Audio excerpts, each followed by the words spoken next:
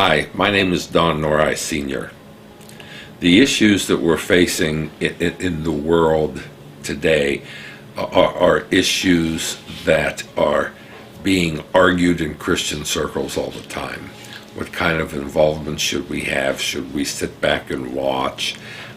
This is a secular thing. We can't be involved with secular things.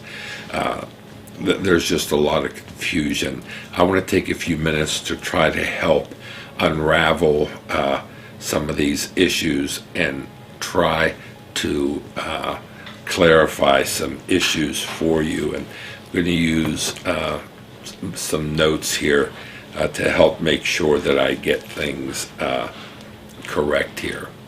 I've titled this little tape, Islam Cannot Be Appeased. Those who try to appease Islam are on the wrong side of history. Back 2,000 years, there were men and countries that tried to appease Islam, and it has never worked. It always bears its head and its intentions upon the world. Many countries, including the United States, under the current administration, are saying that this is not a holy war, that the United States is not engaging in a war against a religion, that we are fighting countries. That is very politically correct, but it is completely untrue. This thing is a war against a false religion, against a religion that will not stop until it controls the world. It will not stop until every man, woman, and child in the world are Muslims. That is the goal, that is the plan. Now, there may be Muslims who are peace-loving Muslims, but at the end of the day, they aren't the ones who dominate Islam. Islam is dominated by the radical branch of the religion that is working swiftly under a very carefully laid out plan to dominate and then overcome the world, particularly the West. Right now in the United States, Islam uses our own laws against us. Our own political correctness is being used against us in order to bring about the rule of Muslim law around the United States. And this is something that Christians must rise up and stand against. Remember, the gates of hell cannot and will not prevail, cannot and will not prevail against the church. But the church Jesus is building is going to have to arise and become more offensive than defensive. We'll end up like the Alamo if we remain in a defensive mode, because this thing will not dissipate on its own. Those who think it will are on the wrong side of history. You need to take a look at the history of Islam and the history of Muslims' attempt to rule the world to understand that Islam cannot be appeased. And do you know what it means to be on the wrong side of history? The wrong side of history means that all of history stands against what you believe, against what you say.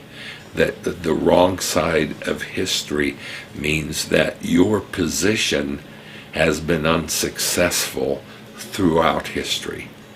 And that is the situation we're in now. Islam will consume the Middle East and ultimately the West if we don't stop it.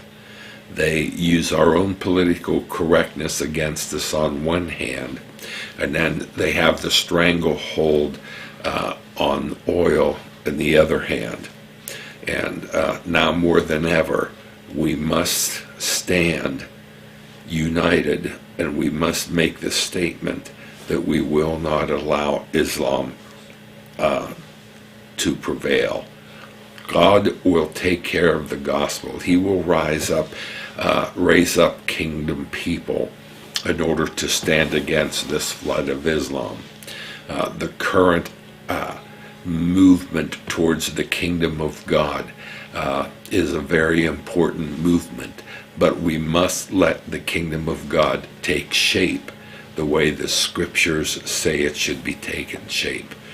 It's easy to simply take the truths of the kingdom of God and try to bend them and twist them into the current man-dominated church system of churchianity, where man is in control. But the kingdom of God is not dominated by men. The kingdom of God and the rulership of the king is not dominated by carnal, self-centered men who are still building their own kingdoms under the rules of the kingdom of God. You can't have it both ways. And Islam will run over churchianity. Islam will consume churchianity. Even churches with kingdom rule in place, where rules of the kingdom have been bent in order to advance the causes of our personal, private kingdoms. The kingdom of God, in its purity, the kingdom of God will stand alone with men and women who simply conform themselves to the kingdom where Jesus is the King, where Jesus is the Lord of all. That is the kingdom of God. And as men and women around the country and around the world adhere to the King and submit to the King, that is the kingdom. Where he rules, where the King rules, is the kingdom. So if he rules in you, that's the kingdom. When you respond to him, it's the kingdom. When you learn to say yes to him and you live in an attitude of obedience, that's the kingdom of God. And that's the only way that true Christianity will be able to withstand what is coming upon the earth and what is now sweeping Europe and will soon overcome Europe, and what is violently sweeping the Middle East and will without question consume the Middle East unless Israel and other countries that will resist radical Islam are allowed to stand up and to resist them. See, our faith is much bigger than we've imagined. The plan of God is much bigger than we have imagined. And to try to limit God and mold him into the simplicity of a 2 or 3 service a week organization is going to radically fail in the real broad perspective, obviously fail, as it has failed in the past and is failing now. A secular government will never ultimately defeat the Muslim insurgency anywhere in the world. It's going to take people of faith to stand up and resist this onslaught of the demonically led Muslim faith. Now, I think it would be great if you would pass this video on, post it any place you can post it for others to see this. The world is changing before our very eyes. We just think this is just another world event halfway around the world that will not affect us. but it will affect us. It is affecting us and will change our lives forever. Our lives are about to be changed forever. The world is changing in ways that will radically and permanently redraw the lines of government and control. Do not bury your head in the sand. Do not simply run into your church and hide. This is the time where the principles of the kingdom must be followed. This is a time when the principles of the kingdom of God must work in our individual lives. You may think, what can I do? I'm just one person. We're just one family. What can we do? Well, I don't know. You'll have to ask the king. If you are part of the kingdom of God and he rules and reigns in your life, you need to ask the king. Or you need to ask other men who are also part of the kingdom, men and women who are submitting to the king, so they know what to do. This is the time. This is the place.